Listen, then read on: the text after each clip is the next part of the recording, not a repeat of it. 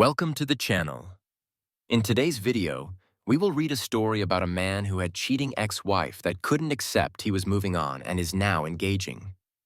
This is a two-part story, so be sure to like and subscribe for part 2. Let's get started.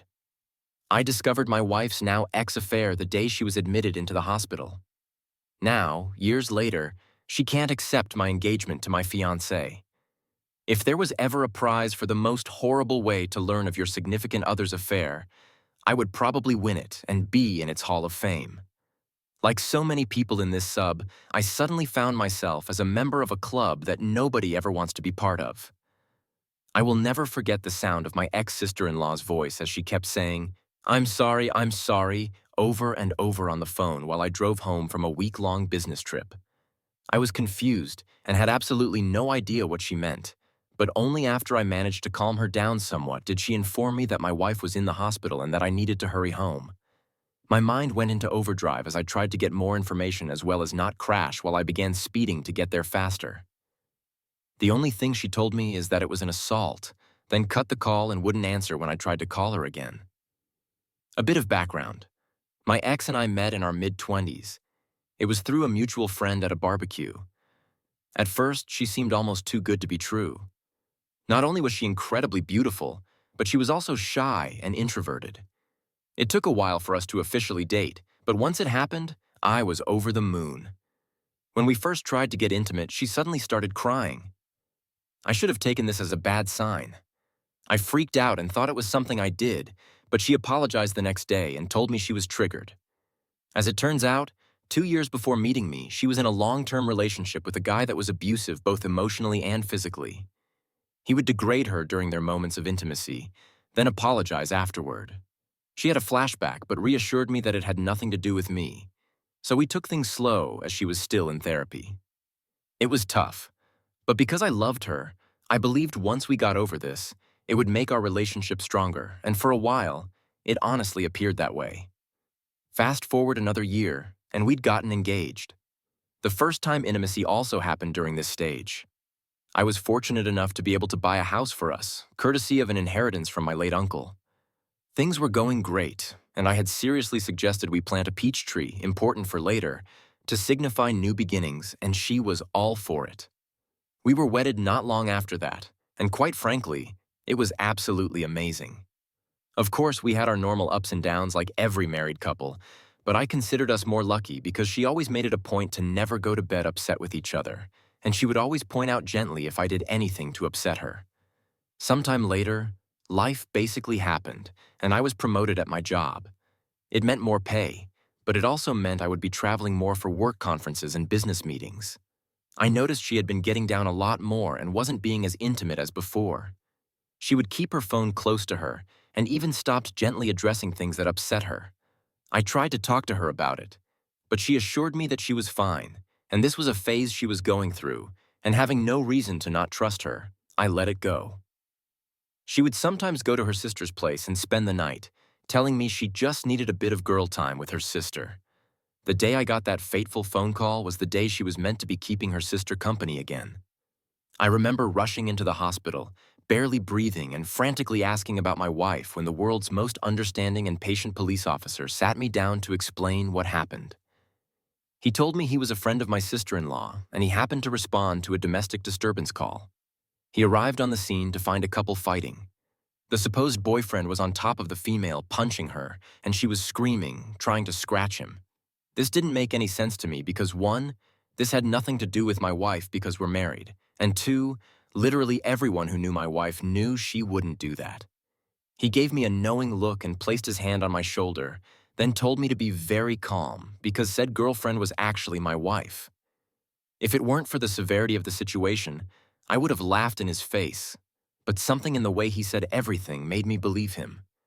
I then was ushered in by a nurse to see my wife, and what greeted me to this day, I still can hardly find the words to describe it.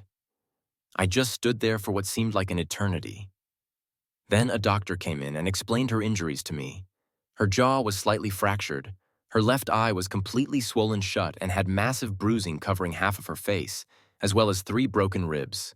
Then the doctor dropped another bomb and told me she was pregnant. I still couldn't understand how this happened, and then I caught sight of her sister. She at first tried to avoid me, but at the persuasion of her police officer friend, she told me what she knew. It turns out my wife's ex had gotten in contact with her 5 months ago. He was doing this redemption pyramid step thing where he would apologize to people he has wronged in order to clear his karma. Anyone else's BS meter going crazy right now? They began talking more, then he convinced her to meet up for coffee and show her he was a changed man. Obviously, old feelings resurfaced, coupled with the fact that he appeared changed. Now it soon developed into an emotional affair. My wife approached her sister for advice, who told her to take things slow and just get it out of her system if she needed to, which then led to a physical affair. 3 months later, she actually told my wife that she should at least make peace with her ex in whatever form it may be, and even offered to cover for my wife once in a while. My sister-in-law was in tears at this point and kept apologizing to me that she didn't know about the abuse, as my wife never told anyone other than me and her therapist at the time about it. I was numb. I just couldn't feel anything and was absolutely dumbfounded by my wife's actions. When my wife finally woke up, I was there, and she burst into tears upon seeing me. I spent the following months in zombie flight mode. There was individual counseling for her as well as marriage counseling for us at the strong urging of her family. In counseling, she was surprisingly forthcoming about how it happened and how she absolutely hated herself for causing me pain. She mentioned how at one point on her way home from his place, she actually fantasized about driving into the river because she smelled like him and didn't want his scent to corrupt me. However that made sense, she said she tried to end it but was too weak. And only after learning that she was pregnant did it actually wake her up and make her realize that any further contact with this man was toxic to not only her but the unborn child as well. Hence, she went to end things in person for good when he snapped on her. She became a shell of herself and developed a phobia for any other males but me. At one point, she couldn't even use the bathroom at night unless I was holding her hand. Sad, right? After the baby was born, son, by the way, we got a paternity test and he was mine. But the more time I spent with her, the more I realized I didn't hate my wife. I actually loathed her. I couldn't see the woman I married but instead saw his leftovers. Each time I looked at her, I decided to leave because I was afraid I'd do something I'd regret and be exactly like her abusive ex. She begged me not to leave and even made the ridiculous offer of giving me a hall pass as well as slapping her if I wanted to. I knew at this point I had to get out. She was actually very generous during the divorce. She moved back into her parents and signed a very well-thought-out co-parenting plan issued by the courts. Moving forward 3 years later, I meet my now fiancé by chance. I was in a bookstore with a buddy of mine, and we were discussing Egyptian mythology when this beautiful woman approached me to correct me on my pronunciations of the Egyptian gods and cities. Needless to say, I was immensely impressed by not only her understanding, but also by the fact that she is Egyptian herself. We exchanged numbers, which eventually led us to dating. When I finally proposed to her, it was actually in front of the peach tree I had planted years ago. I got down on one knee, but before I got my answer, she ran into the house and then came out with a ring as well. Turns out she was actually planning on proposing herself because she was madly in love with me and she didn't want any other woman to have me.